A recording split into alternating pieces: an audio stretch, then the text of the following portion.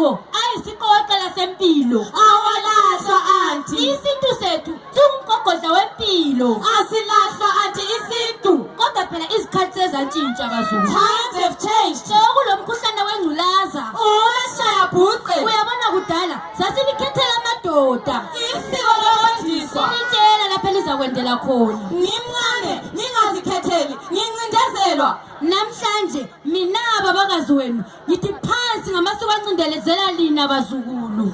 Away with cultural taboos that infringe on our right to know, decide and act. Likhona phela njalo isiko lokungenwa. Ukuthi udadewethu engabhubha, mina ngiyokwenzela kumkakhe. Ehe, namuhla ngithi phansi yesiko lokungenwa bazukulu. Away with cultural taboos that infringe on our right to know, decide and act. Kodwa phela bazukulu isikhathi sezantshintsha.